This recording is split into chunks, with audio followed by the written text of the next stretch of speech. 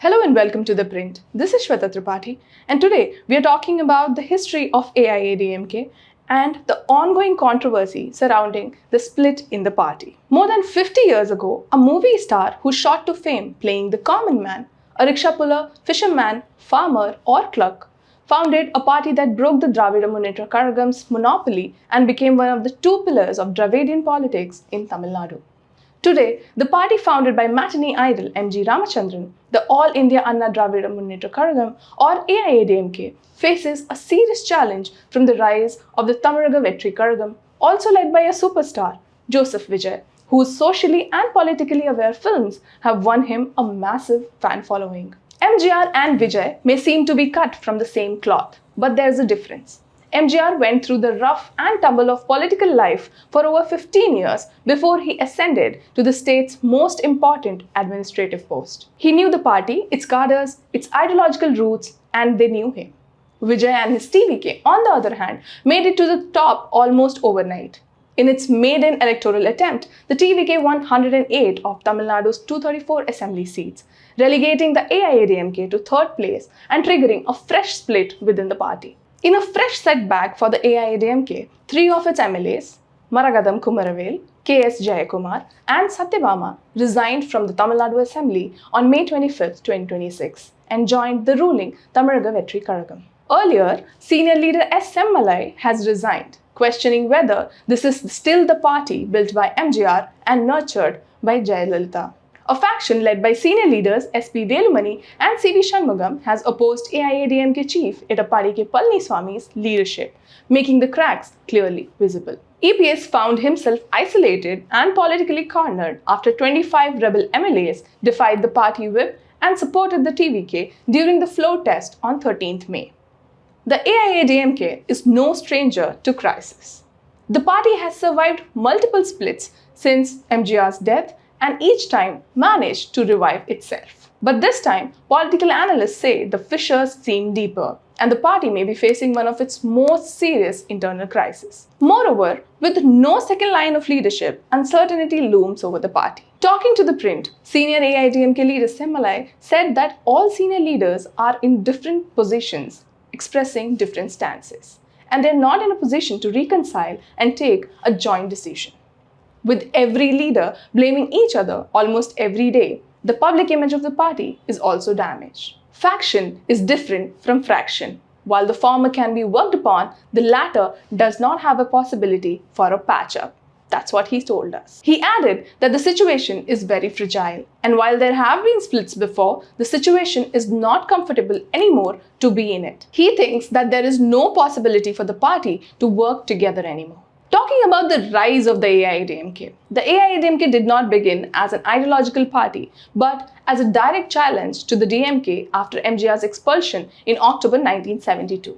At the time, MGR worked as a DMK party worker and served as its treasurer. But his growing charisma, disagreements over cinema and politics, and accusations of corruption within the party widened the rift between him and the then Chief Minister M. Karunanidhi. MGR pushed for a cabinet role and Karunanidhi denied it, citing the conflict between cinema and politics. On the other hand, MGR accused the party of corruption, which angered many in the party. He was expelled for anti-party activities, ultimately leading him to launch the Anna Dravida Munnetra Kazhagam, named in honor of DMK founder C.N. Annadurai. 4 years later, MGR prefixed the All India tag to the AIADMK. MGR did not walk out alone. He had the support of experienced senior leaders who had broken from the DMK, including Navalar Neduncherian and Pandruti Ramachandran. While the DMK drew its strength from the literary and nationalist appeal of Karunanidhi's oratory, MGR had a wider mass appeal through his cinema, reaching various sections of the society. In 1977, just 5 years after founding the party, MGR led it to power, winning 130 of 234 seats and becoming the chief minister. Over the years, AIADMK's popularity grew because of its welfare-oriented politics. Its sweeping majorities in 1977, 1980 and 1984 firmly established MGR as a formidable political leader in Tamil Nadu.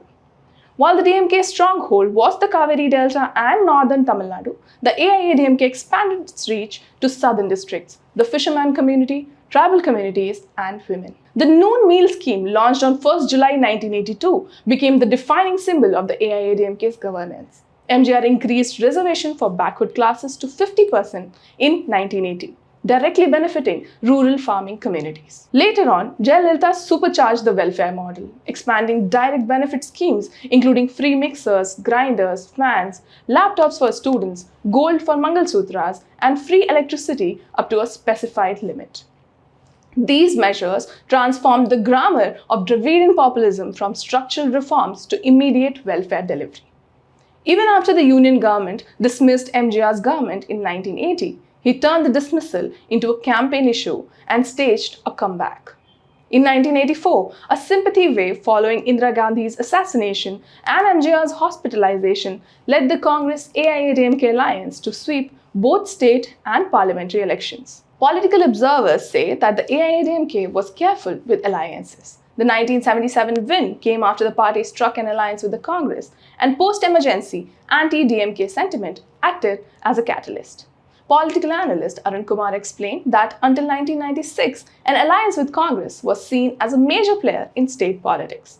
It was said that there were 2.5 parties in Tamil Nadu. The DMK, AIADMK, and Congress were the key players. The AIADMK also allied with smaller allies like left parties and small regional parties. A major turning point was MGR's death and the first split. MGR's death on 24 December 1987 created a void and divided the party into two factions, one led by Jayalalitha and another by his wife Janaki. The party had always been the vehicle of one man's charisma. Without him, there was no natural hire, only a contest over who could convincingly claim to be his political shadow. While Janaki served as chief minister for just 24 days, cadres showed growing support for Jayalalitha. In the 1989 assembly elections, the two factions contested separately, paving the way for the DMK to regain power after 13 years. The factions later reunited under Jayalalitha, and in 1991, a sympathy wave following Rajiv Gandhi's assassination helped her sweep to power. Analyst Arun Kumar says that after MGR's demise, Jayalalitha utilized his charisma and rebuilt the AIADMK from a point where it was believed that there was no future for the party. The party had survived its first succession crisis. Then came Jayalalitha, who built the Amma brand. Jayalalitha governed Tamil Nadu for 6 terms, spanning more than 14 years. The social narrative of being Amma cultivated near religious devotion among followers. Her welfare legacy was substantial, and she expanded the noon meal scheme, introduced free laptops, bicycles for girls, mixer and grinders for households.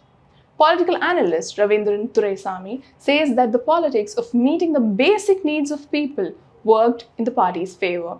And in 2016, the party won 136 seats, which is largely credited to welfare delivery in the state. However, strong corruption allegations marked her first term. She was accused of owning assets disproportionate to her declared income and was arrested in December 1996. A years-long legal process followed. In 2014, a special court convicted and sentenced her to 4 years imprisonment, forcing her to step down as chief minister. The Karnataka High Court acquitted her in 2015 in a judgment that sparked controversy. When she died in December 2016, Supreme Court proceedings against her were abated. Corruption charges were a big setback to the AIADMK, and in 1996 it was believed that the party had no future. However, within 2 years, Jayalalitha had regained the power. Similarly, after she withdrew support from the BJP and they joined hands with the DMK, people said that the AIADMK would not survive further. However, Jayalalitha again rebuilt her image in 2001. She was able to build the brand Amma after she changed how people saw her. Jayalalitha was barred from contesting elections in 2001, but she led the AIADMK to victory anyway, and then asked the governor to swear in an ineligible chief minister staking claim to form the government. However, the Supreme Court ruled against the appointment. She then named O. Pannirselvam as her stand-in. OPS performed this role multiple times. When Jayalalitha was convicted in 2014, OPS again took over while the state government effectively ground to a halt. But there was another split after Jayalalitha's death. When Jayalalitha died on 5th December 2016, the power struggle that followed transformed the party. Sasikala, her longtime AD, was appointed as the General Secretary of the party.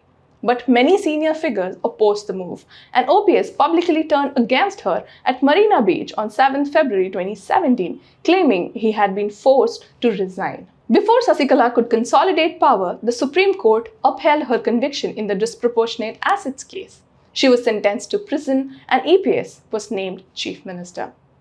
The split between OPS and EPS spilled into the courts, with both sides claiming the party's name and its two leaves symbol. They reunited in August 2017, but tensions resurfaced. In July 2022, OPS was expelled from the party. The Election Commission and the courts became the arena for a prolonged battle over who represented the legitimate AIADMK. The legal proceedings dragged on even as both sides attempted to mobilize cadres and district secretaries to demonstrate majority support within the organization. Now, talking about AIADMK under EPS, as the principal opposition from 2021, the AIADMK under EPS became a single leader party. But unlike MGR and Jayalalitha, EPS lacked the mass charisma. The party allied with the BJP for the 2019 Lok Sabha elections, alienating its Dravidian base, and the DMK-led front swept 38 of 39 seats. The AIADMK broke with the BJP in 2023, only to return to the alliance by 2025. The 2026 assembly elections reduced the party to third position. However, political analyst Sumant Raman points out that EPS is not a mass leader. He had the support of Kongu Vellalar community and western districts, but he could not hold the charismatic image the party always had. He added that EPS could prove that he had the support of the party for a time, but after 2021, he did not perform well in the Legislative Assembly.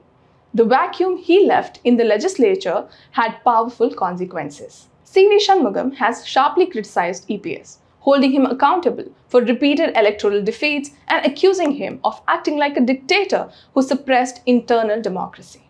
He alleged EPS refused to re-induct expelled leaders, including OPS, ignored suggestions to ally with the TVK before elections, and sidelined alliance partners. Shanmugam accused the current leadership of failing to introspect or call a general council meeting to analyze the reasons for the losses. The rebel group, backed by SP Velumani and C. Vijay Bhaskar, is demanding a general council meeting to discuss all pending issues.